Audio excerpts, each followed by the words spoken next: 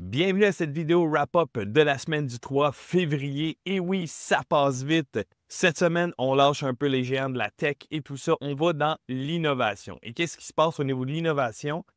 Il y a une question qu'on se pose depuis déjà quelques années. Qu'est-ce qui va arriver quand les abeilles vont mourir? Parce que c'est une tendance, c'est des études qui se font à l'effet que les abeilles sont en train de mourir. Eh bien, le MIT a mis au point des petites abeilles mécaniques entraînées avec l'IA qui sont capables de voler jusqu'à 17 minutes pour aller polliniser stratégiquement des endroits. Donc, on peut commencer à penser qu'on a un plan B si jamais la Terre est un peu maganée, parce qu'on doit s'avouer qu'on ne fait pas toujours super attention. Donc, il y a des évolutions comme ça qui se font dans des innovations, dans des technologies assez surprenantes. Donc, si vous voulez aller voir ça, le MIT a mis déjà tout son programme en ligne, ils sont encore en train de développer le projet, mais c'est quelque chose de super prometteur, pas juste parce que c'est impressionnant, des abeilles mécaniques, mais parce que ça peut fertiliser la terre, ça peut aider les agriculteurs, ça peut aider à maintenir un niveau d'écosystème vivable, si on peut dire ça comme ça. Donc, c'est super intéressant. Je vous invite d'aller lire un petit peu plus là-dessus. On passe ensuite du règne animal au règne animal, mais de guerre.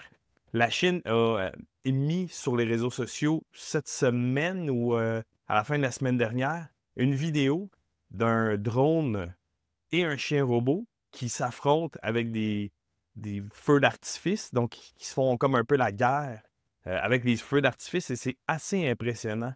Ça nous laisse penser que probablement les guerres futures, ça va être des guerres de machines, que les humains vont être de moins en moins impliqués au niveau du terrain dans les guerres. On le voit déjà, malheureusement, avec l'Ukraine et la Russie, où les drones sont énormément utilisés pour soit faire du repérage ou soit créer des explosions et des blessures. Donc, on peut penser que les humains vont être de moins en moins impliqués sur le terrain à la guerre et que les robots vont les remplacer. Là, il y a toute une question un peu éthique au travers de ça, dans le sens où est-ce que ça va être des machines policiers qui vont prendre un peu le contrôle de la loi dans un avenir rapproché, on ne sait pas.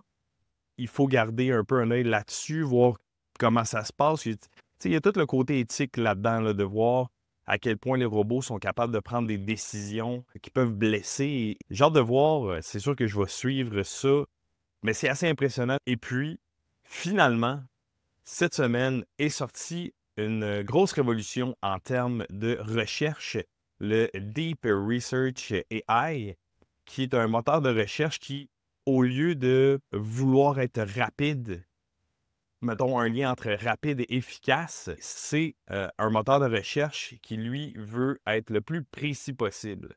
Donc, il va plus prendre son temps, mais te donner des résultats plus fiables, vraiment faire le tour de ce qu'il est capable de trouver sur les réseaux, sur Internet, évidemment, et te faire une recherche assez étoffée. On peut suivre ça. C'est disponible avec OpenAI et Gemini de Google. Et c'est quand même quelque chose de super intéressant si vous devez faire des recherches, ce qui nous apporte à peut-être réfléchir sur l'avenir des bibliothèques telles qu'on les connaît.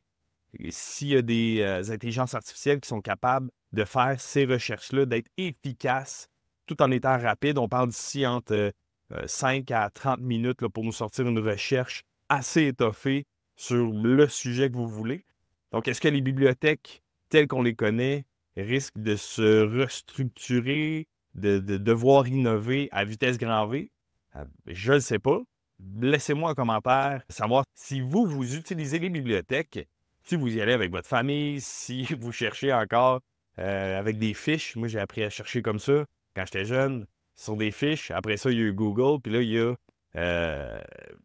tous les chats GPT, les moteurs de recherche d'intelligence artificielle qui sont développés. Donc, ça va vraiment à une vitesse époustouflante. C'est fou. Vous, est-ce que ça vous fait peur? Est-ce que la guerre, comme ça, avec des robots, ça vous fait craindre un peu pour l'avenir? Est-ce que les abeilles, ça vous donne un souffle un peu d'espoir sur comment on traite la planète et comment on peut trouver un plan B pour y remédier? Laissez ça en commentaire. J'aimerais vous lire et j'aimerais vous répondre. Et n'oubliez pas de vous abonner à la chaîne parce qu'à chaque semaine, je vous fais un wrap-up des nouvelles. Et sur ce, je vous dis ciao!